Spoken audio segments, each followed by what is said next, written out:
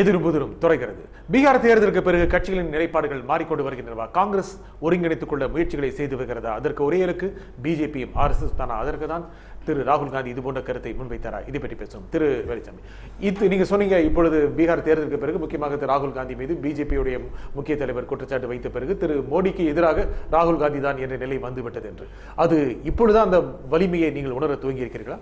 நாங்கள் உணர்வது என்பது வேறு, மக்கள் மத்தியில் அதை அங்கீகரிப்பது என்பது வேறு. நான் இதுல என்ன கேட்டா, நம்முடைய சகோதரர் நாராயணன் ஒன்று சொன்னார், இந்த பீகார் தேர்தலில் அவர்கள் வெற்றி பெற்றதுக்கு பின்னாலே அங்க ஒரு தலித் பெண் கற்பழிக்கப்பட்டாலே, இதெல்லாம் தெரியாதா? எங்கே போனது காங்கிரஸ், எங்கே போனது கம்யூனிஸ்ட் கேட்டார். அது நியாயமான கேள்வி. ஆனா என்ன அடிப்படையில் இருக்கிற வேறுபாடு ஒன்றை அவர் புரிந்து கொள்ள, தாத்ரியில் ஒரு முஸ்லீம் அடித்து கொலை செய்யப்பட்டதற்கு பின்னால் நாடு முழுவதும் கண்டன கடைகள் வருகிற போது பிஜேபியில் இருக்கக்கூடிய அமைச்சர், கேபினெட் அமைச்சர் மகேஷ் சர்மா, அவர் பகிரங்கமா சொல்றார், அந்த வீட்டிலே ஒரு 18 வயசுல ஒரு பொண்ணு இருந்துச்சு, அதை கற்பழிக்காம செஞ்சாங்க என்று விரசத்தினுடைய விளிம்பில் அதை அவர்கள் பேசின கண்டித்தார்களா என்பதுதான் கேள்வி. அதை போல இந்த தவறுகள் நடக்கிற போது ஆட்சி அதிகாரத்தில் இருக்கக்கூடியவர்கள் அவர்கள் அதை கண்டிக்க வேண்டும். ஆனால் காங்கிரஸ் இதெல்லாம் எதையுமே நியாயம் சொல்றதே இல்லை. காங்கிரஸ் ஆட்சி நடக்கும் போது இப்படி ஒரு தவறு நடந்தா அதை நியாயப்படுத்தி யாரோ அமைச்சர்கள் பேசியிருக்காங்களா? ஆனா இங்கே அவர் சொன்னதை போல நிரஞ்சன் ஜோஷி, எங்களுக்கு ஓட்டு போட்டா அவங்களாம் ராமன் பிள்ளைகள், மற்றவங்க ஓட்டு போட்டா நீங்க விவேசியின் பிள்ளைகள்ன்றாங்க. இதெல்லாம் ஒரு கேபினெட் அமைச்சரே வருத்தம் தெரிவித்தார் அல்லவா? நான் என்ன சொல்றேன், அந்த பிரதமர் ஒரு முறை இல்லைங்க 100 முறை வந்து கொண்டிருக்கேன். சாட்சி மகாராஜ் என்ன சொல்றாரு, மகேஷ் சர்மா என்ன சொல்றாரு, இது மாதிரி சாது கிரிராஜ் சர்மா என்ன சிங் என்ன சொல்றாரு, மாறி மாறி சொல்லிக்கொண்டே இருப்பதும் இது எப்படின்னா முகமது பின் துக்ளக் நாடகத்தில் சொன்னது மாதிரி, பதுதாவை கல்லால் அடிக்காதீர்கள், கல்லால் அடிப்பாங்க, பதுதாவை கொன்று விடாதீர்கள் அப்படின்னு சொல்லுவாரு, உடனே கொன்றுவாங்க. இவர்கள் சொல்வதை போல சொல்வதும் செய்வதற்கு அதுக்கு நேர் எதிராக செய்வதும் வாடிக்கையாக வைத்திருக்கிறார். முக்கிய தலைவர்கள் பேசுவது என்பது அரசின் கருத்தாகவோ கட்சியின் கருத்தாக எடுத்துக்கொள்ளலாமா? இல்ல, எப்படி இருக்க முடியும்? நான் என்ன கேட்கிறேன், இன்னைக்கு சுப்பிரமணிய சாமி சொல்லி இருக்கிறாருன்னா அது எங்க கட்சி கருத்துல சொல்றாங்களா? நான் என்ன சேர்மன் இல்லைங்க, வெளியுறவுத்துறையினுடைய கொள்கையை நிர்ணயிக்கிற அந்த கமிட்டி பிஜேபி அதிகாரப்பூர்வமான கமிட்டியில இருக்கிறார். அவர் ஒன்னும் சும்மா விளையாட்டுக்கு சொன்னதில்லை. இங்க எப்படி சமீபத்துல திமுக TK இளங்கோவன் சொன்னாங்க, கட்சி கருத்து இல்லை என்று சொன்னாலும் அவரை வைத்து ஆழம் பார்த்தார்களோ, அதை போல சுப்பிரமணிய சாமி என்கின்ற ஒரு மனிதரை வைத்து இங்க இருக்கக்கூடிய அரசியல் சூழலில் ஒரு ஆழம் விட்டு பார்த்தாங்க. அது சரியா பேக் ஃபயர் ஆகி போச்சு. பிரச்சனை அதுதான். அது உங்களுக்கு உதவிருச்சுன்னு சொல்றீங்க? அது மாறி இருக்கு. அது சாமர்த்தியசாலி பூமராங் போல அவர்கள் எரிகிற ஆதியத்தை அவர்கள் மீதே திருப்பதை போல நாங்கள் திருப்பி இருக்கிறோம். சுப்பிரமணிய சாமி விட்டு ஆழம் பார்த்தாங்க. என்ன லாபம் காங்கிரஸ்? நிச்சயமா லாபம் காங்கிரஸ் தான். நீங்க துணிச்சல் இருந்தா என் மீது வழக்கு தொடுங்கள். ஆட்சி உங்ககிட்ட தானே, நீங்க என்ன எதிர்கட்சியா, பிரதமர் இல்லையா? உங்ககிட்ட அதிகாரம் இருக்குல்ல, எல்லா அதிகார வர்க்கம் இருக்கு இல்லையா? நான் குற்றவாளி என்றால் நிரூபித்து பாருங்கள், சிறையில் அடைத்து பாருங்கள். ஆண்மையோடு திராணியோடு பதில் சொல் அவர் பேசியதுக்கு பின்னாலும் இன்று வரை பிஜேபியில் இருக்கிற பிரதமர் ஊர்ல இல்லைனாலும் அந்த கட்சி தலைவராவது நான் சந்திக்க தயார் சொல்லியிருக்காங்களா?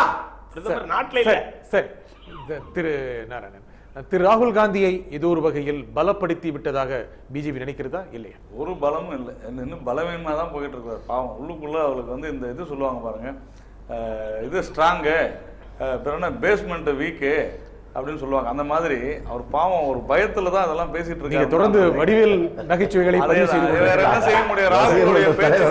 ராகுலுடைய பேச்சுக்கள்லாம் அவ்வளவு அப்படிதான் ரொம்ப மோசமா தான் இருக்கு. ஏன்னு சொன்னால் ஒரு ஆதாரபூர்வமாக ஒரு குற்றச்சாட்டை சொல்லி இருக்கிறார் சுப்பிரமணிய சுவாமி. அவர் சொல்லியிருப்பது மட்டுமல்ல, அவர் பிரதமரிடம் அந்த கடிதத்தை அளித்திருக்கிறார். இதுல நீங்க தைரியம் தான் என் மேல் நடவடிக்கை எடுங்க, கண்டிப்பா எடுப்பாங்க, எடுக்காது எப்படி இருப்பாங்க? இவர் சொல்ற போதெல்லாம் நீங்க 6 மாசத்துக்குள்ள இவரு நீதிமன்றம் இவர் தான் 6 மாசத்துக்குள்ள முடிச்சாவனதை இன்னும் அவங்க தொடர்ந்து இந்த காங்கிரஸ் கட்சிக்கு ஒரு மிகப்பெரிய ஒரு மோசமான ஒரு குணம் என்னன்னா, இந்த நாட்டை ஆள பிறந்தவர்கள் நாங்கள்னு தொடர்ந்து அந்த குடும்பம் நினைச்சுக்கிட்டே இருக்கு. அதனாலதான் தேவையே இல்லாத எங்க பாட்டியை சொன்னாங்க, எங்க தாத்தாவை சொன்னாங்க, எங்க அம்மாவை சொன்னாங்க, இப்படி புலம்பலின் உச்சகட்டத்திற்கு ராகுல் போயிருப்பது தெரியுது. நான் என்ன கேட்கிறேன், நண்பர் வேலுசாமி சொன்னார், நல்லா அவர் அருமையா, என்னை விட சுப்பிரமணிய சாமியை என்னை விட அதிகம் அறிந்த ஒரு வேலுசாமி. அதனால அவருக்கு தெரியும் அவர் ஆதாரம் இல்லாத பேச மாட்டாருன்றது அவருக்கு தெரியும். ஒண்ணு. ரெண்டாவது, அவர் கூடவே இருந்தவர். ரெண்டாவது, இவர் சொல்றாரு, இந்த துக்ளக் சோ டிராமா சொன்னாரு, முகமது பின் துக்ளக், அவர் சொன்னது சரிதான். ஏன்னா அந்த நேரத்துல ஆட்சியில் இருந்தது காங்கிரஸ், முகமது பின் துக்ளக் வந்து முழுக்க காங்கிரஸ் ஆட்சியை வச்சுக்கிட்டு தான் அதை மனசுல வச்சுக்கிட்டு தான் சோ சொன்னாருன்றது நம்ம நண்பர் வேலுசாமிக்கு தெரியும். 30-40 வருஷம் முன்னால சோ டிராமா வச்சு சொல்லிட்டு இருக்காரு. காங்கிரஸ் கட்சி இப்படிதான் இந்த நாட்டை ஆண்டது என்பதற்கு திருச்சி வேலுசாமி மிக சிறந்த உதாரணத்தை சொல்லியிருக்கிறார். எல்லாத்தையும் விட இவர் சொல்றாரு, ஒரு தலித் சிறுமி வந்து கற்பழிக்கப்பட்டது, அதை விட்டுருங்க, அது அன்னைக்கு நடந்துச்சு. நான் என்ன கேட்கிறேன், மகேஷ் சர்மா மிக தெளிவாக சொல்லி இருக்கிறார், நான் அது போன்று சொல்லவில்லை. ஆனா நேற்றைய தினம் பசுவை கொல்பவர்கள் யாராக இருந்தாலும், எந்த சமூகத்தை சேர்ந்தவர்களாக இருந்தாலும் அவர்கள் இந்தியாவின் மிகப்பெரிய எதிரி, அவர்களுக்கு இந்திய நாட்டில் வாழ உரிமை கிடையாதுன்னு உத்தரகாண்ட் முதல்வர் சொல்லியிருக்கிறார் ஹரிஷ் ராவத். சொல்லவே அப்ப மகேஷ் யாரு சொன்னாலும் நான் என்ன கேட்கிறேன், காங்கிரஸ் கட்சி அந்த ஐயா வேலுசாமி கொஞ்சம் இருங்க, அவசரப்படாதீங்க. நான் என்ன கேட்கிறேன், அவர் சொன்னதா பிடிஐல நியூஸ் வந்திருக்குது, அப்போ பிடிஐ பொய் சொல்லுதுன்னு ஒத்துக்கிறீங்களா? நான் என்ன கேட்கிறேன், அப்படித்தான் நம்மளுடைய மகேஷ் சர்மாவும் சொன்னாரு. அதெல்லாம் நாங்க ஏத்துக்க மாட்டோம் அன்னைக்கு சொல்றாங்க காங்கிரஸ் கம்யூனிஸ்டா. அப்போ பீகார்ல நிதிஷ்குமாருடைய அல்லது காங்கிரசினுடைய ஜனதாதள் அந்த கூட்டணி அரசு ஜெயிச்ச பிறகு ஒரு தலித் பெண் கற்பழிக்கப்பட்டா அதை நீங்க பெருசா பேச மாட்டீங்க. ஆனா தேர்தலுக்கு முன்னால எதனா நடந்துச்சுன்னா அதை பேசுவீங்க. பீகாரில் நடந்த சம்பவத்தை யாரும் நியாயப்படுத்தவில்லை என்று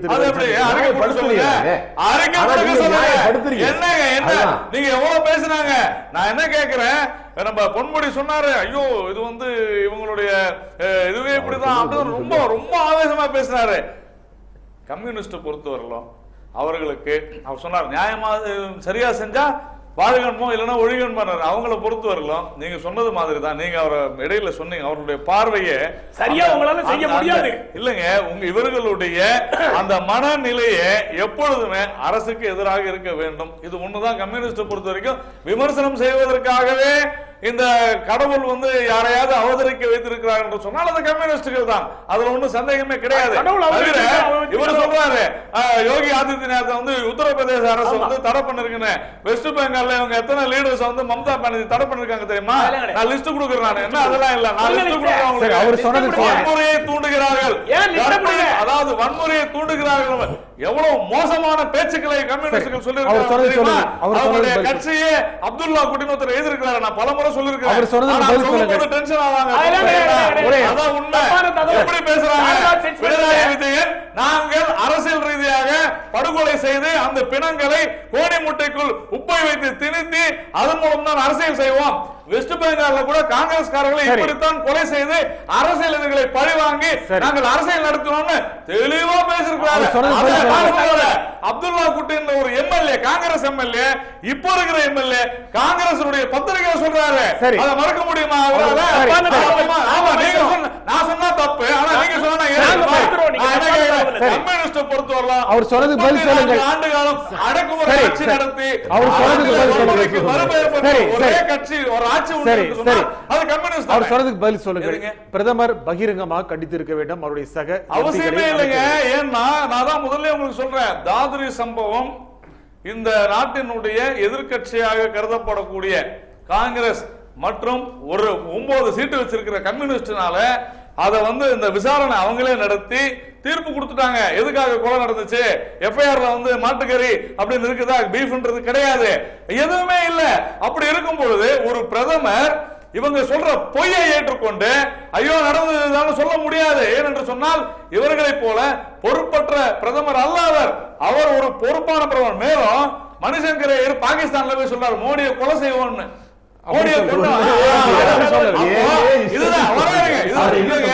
நான் சொல்றேன் அப்படின்னா அதுதான் சொல்றேன். இப்படித்தான் அங்கே இருக்கக்கூடிய பாரதிய ஜனதா கட்சி எம்பிக்கள் அல்லது அமைச்சர்கள் ஏதாவது பேசும் பொழுது இந்த மொழிபெயர்ப்பை உபயோகித்துக் கொண்டு அதை இவங்க இப்படி பேசிட்டாங்கன்னு சொன்னா நாங்க ஐயோ சாரி எங்களை மன்னிச்சுங்கன்னு சொல்லணும். ஆனா நான் மோடியை கொலை செய்வேன்னு இம்ரான் மசூத் ஒருத்தர் சொன்ன பொழுது பார்லிமெண்ட் சீட்டு கொடுத்து நிக்க வச்சாங்க. உண்டா இல்லையா? ஆகஸ்ட் மாதம் 20ஆம் தேதி 2014ஆம் ஆண்டு ராகுல் ஒரு இடத்துல பேசும்போது சொல்றாரு, நாம் பெண் கடவுள்களை வணங்குகிறோம்.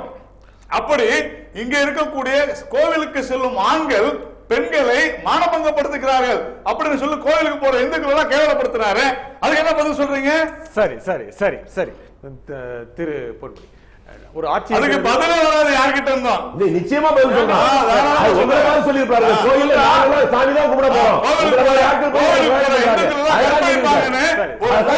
ஒரு வார்த்தையை ராகுல் சொல்றாங்க, அதை பத்திரிகைகளோ பேச மாட்டாங்க.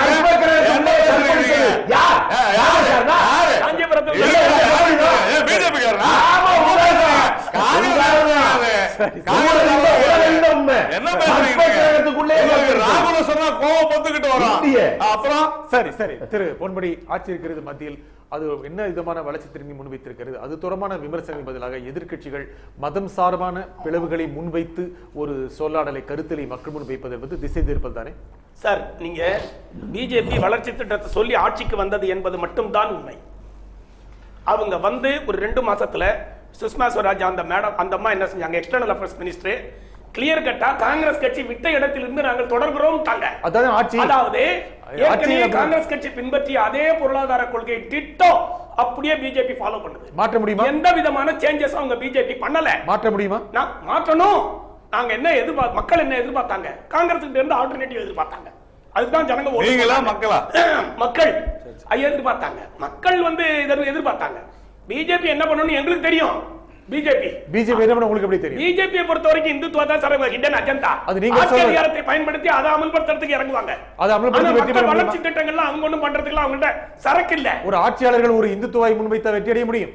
இந்துத்துவாவை முன்வற்றி வெற்றி அடைய முடியாது. மெஜாரிட்டி இந்துக்களை போலரைஸ் பண்றதுக்கு இந்துத்துவா கொள்கையை அவங்க சொல்றாங்க. நீங்கள் அவ்வாறு நிறம் கூட்டுகிறீர்கள் சொல்லுங்க. என்ன அப்படி சொல்றீங்க? டிசம்பர் 6ஆம் தேதி 92ல பாபர் மசூதி இடிச்சது என்ன சார் கெட்டு போச்சு? எதுக்காக இடிச்சாங்க? மெஜாரிட்டி இந்துக்கள் மத்தியில் செல்வாக்கை பெற வேண்டும் என்பதற்காக அந்த பழம்பெரும் மசூதியை போட்டு இடிச்சாங்க. இடிச்சு நாடு முழுவதும் பெரிய இனக்கலவரம் மத கலவரம் உண்டாகிறதுக்கு வித்திட்டவர்கள் பிஜேபி. அதன் மூலமாக ஆட்சியில எம்பி சீட்டை அதிகப்படுத்திக்கிட்டவங்க. அவங்க அரசியலை எப்படி பண்ணணும்ங்கற அதுக்கு பிறகு தோற்றம் போயிருக்கிறார்கள். அதுக்கு பிறகு தோத்ததுங்கிறது ஜனங்க அவங்களை அடையாளம் பார்த்து தோக்கடிச்சாங்க. மீண்டும் மக்களை ஆட்சியில் அமர்த்தியது அதற்கான அடையாளம் வந்த உடனே மீண்டும் மக்கள் அவர்களை ஆட்சியில் அமர்த்தியது அதற்கான அங்கீகாரமா? கட்டாயமா திருப்பி ஆட்சியில் ஏதோ அடையாளம் கண்டே கம்யூனிஸ்ட் ஒரு சீட்ல இருக்காங்க. ஏதோ அடையாளம் கொண்டு ஆட்சியில் இருக்காங்க. ஆட்சியில் இருக்காங்கல்ல. இப்ப ஆட்சியில் இருக்கிறவங்க ஏற்கனவே வாஜ்பாய் இருந்தார். இந்தியா மிளிர்கிறது வளர்கிறது வளர்கிறதுன்னு சொல்லிட்டு இருந்தாங்க. தோத்து போயிட்டாங்க. இப்ப ஆட்சியில் இருக்காங்கல்ல. இந்த காலகட்டத்தினுடைய நிகழ்வு என்பது கட்டாயம் பாரதிய ஜனதா கட்சி தோற்கும். அது உங்கள் விருப்பம். அது என்னுடைய விருப்பம் இல்ல. இதுதான் நடக்கும். கடந்த கால வரலாற்றை புரிந்து கொள்ளாதவர்கள் நிகழ்காலத்தை அறிந்து கொள்ள முடியாது. நிகழ்காலத்தை அறிந்து கொள்ளாத அவர்கள் எதிர்காலத்தை கணிக்க முடியாது. அவர்கள் தோற்பார்கள். நீங்க ஜெயிப்பீர்களா? நாங்க ஜெயிப்போம். நாங்க ரெக்கவரி ஆயிடுவோம். அதுல ஒண்ணும் சந்தேகமே இல்லை. உங்களுக்கு நம்பிக்கை இருக்கும்போது அவங்களுக்கு இருக்காது. எங்களுக்கு நம்பிக்கை இருக்கு. அவங்களுக்கு நம்பிக்கையோட செயல்படட்டும். என்ன நடக்கும்ங்கறத நாங்க சொல்றோம். நாங்க என்ன ஆர்வமா சொல்றோம்? எங்களுக்கு உங்களுக்கு சொன்னேன். கடந்த கால நிகழ்வு நிகழ்காலத்தில் நடக்கிறது. இதெல்லாம் எதிர்காலத்தில் இதுதான் நடக்கும். அவர்கள் வளர்ச்சி திட்டங்களை முன்வைத்து மக்கள் முன்னால் பேசும்போது நீங்கள் அவர்களுக்கு மத நிறத்தை கொடுத்து அதை மட்டுப்படுத்த பார்க்கிறீர்கள். சார் மத நிறத்தை நாங்க கொடுக்கல சார். ஆட்சிக்கு வந்த உடனே நிரஞ்சன் ஜோதியை நாங்களா பேச சொன்னோம். சக்தி மகராஜ் நாங்களா சார் பேர சொன்னோம். பண்டார பார்லிமெண்ட்ல சக்தி மகராஜ் பேசுறாரு.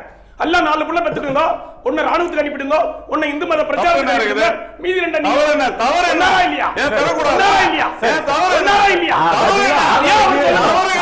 போய் பண்டார பாராளுமன்ற அவனே சன்னியாசி சக்தி மகராஜ் எம்பி சார். சரி, நிரஞ்சன் சம்சாரி குழந்தைகளை பத்தி பேசுறாங்க. சாமியார் அசாராம் பாபுவா இல்லங்க. இந்த உலக நீங்க இல்ல நான் கேக்குறேன். மேல போக பொறுப்பு இருக்கு. ஒரே நிமிடம் சொல்லுங்க. நண்பர் பொன்முடி சொன்னதை நான் ஏத்துக்கிறேன். ஒரு சாக்ஷி மகராஜ் சொன்னது கரெக்ட் தான். அவர் சொன்னது உண்மைதான்.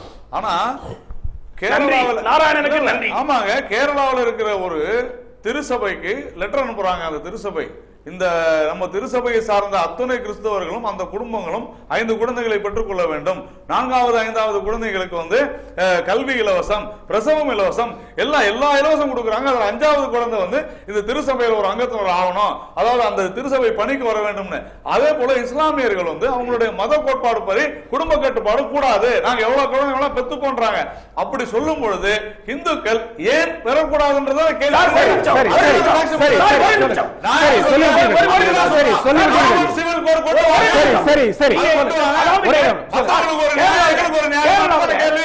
ரோமன் கத்தோலிக் அந்த மாதிரி சொல்லிருக்காங்க. அடுத்தது இஸ்லாம் ஒரு பகுதி சொல்றாங்க. நீ சக்தி மகராஜ் எம்பி சார், சார் யாராவது ஒரு இந்து சன்னியாசி வரட்டும், யாராவது இந்துத்துவவாதிகள் யாராவது பூசாரி சொல்லட்டும், யார் சொல்லலாம்?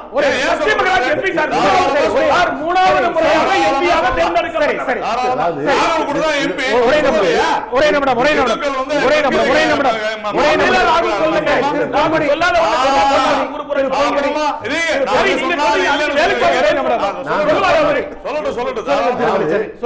வேறு வகையில திசை திரும்புது. அவர் நம்ம நண்பர் நாராயணன் சொன்னாரு, சுப்பிரமணிய சாமி பத்தி அவரோட நான் தான் அதிகம் தெரிஞ்சவரும், அது ஒரு உண்மையை சொல்லிட்டு பின்னால கோயம்புத்தூர் மாதிரி ஒரு தப்பா சொன்னாரு. சுப்பிரமணிய சாமி உண்மையை மட்டுமே பேசுவாரு. அவர் கடந்த காலத்துல சொன்ன உண்மையை சொல்றாங்க. ராஜீவ் காந்தி கொலை நடந்தவுடன் தெருவில் இல்ல, ஜெயின் கமிஷன்ல ராஜீவ் காந்தி கொலைக்கு காரணமே தமிழக முதலமைச்சர் ஜெயலலிதா தான் ஒரு அபிடவிட்டே போட்டார். அதற்கப்புறம் அதே ஜெயலலிதாவோட சேர்ந்து எம்பி ஆனார். எம்பி ஆனவங்க என்ன பண்ணாரு? சோனியா காந்தி வீட்டுக்கு ஜெயலலிதாவை கூட்டு போய் டீ பார்ட்டி வைக்கிறேன்னு வாஜ்பாய் ஆட்சியை கவுத்தேன்னாரு. அடுத்து கொஞ்ச நாள்லயே சோனியா காந்தி இந்தியாவில இருந்து சில கடத்தி விற்கிற பொம்பளை அப்படின்னு பேட்டி கொடுத்தாரு. அதுக்கப்புறம் பிஜேபியிலே சேர்ந்தாரு. அவருடைய கடந்த கால வரலாறு யாரை எதிர்க்கிறாரோ அவர்களுக்கு பின்னாலே போய் சேர்றதோ, யாரை ஆதரிக்கிறாரோ அவர்களை சமாதி பண்றதா அவருடைய கடந்த கால வரலாறு. காங்கிரஸ் விவகாரம் சொல்றீங்களா? அப்ப காங்கிரஸ் பக்கம் வந்து சொல்றீங்க? இல்லையே, அவர் இப்ப பிஜேபிக்கு ஆதரவு போல இருப்பது அனுகூல சத்துரு. அது அவங்களுக்கு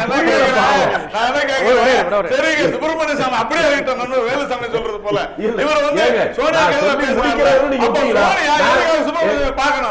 முழுக்க நான் பேச விட்டேன்.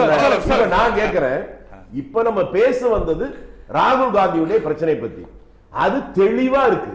2003ஆம் ஆண்டு 21/8/2003 இங்கிலாந்துல ரெஜிஸ்டர் பண்ற போது 2 பேர் டைரக்டர் வச்சு, அந்த 2 பேர்ல ஒருவர் அமெரிக்கன், ஒருவர் ராகுல். அந்த கம்பெனி 2009 வைண்ட் அப் ஆயிடுச்சு, அது வேற விஷயம். அதுல அவர் தெரிய நேஷனாலிட்டி என்கிற போது இந்தியன் என்று தெளிவா குறிப்பிட்டிருக்கிறார்.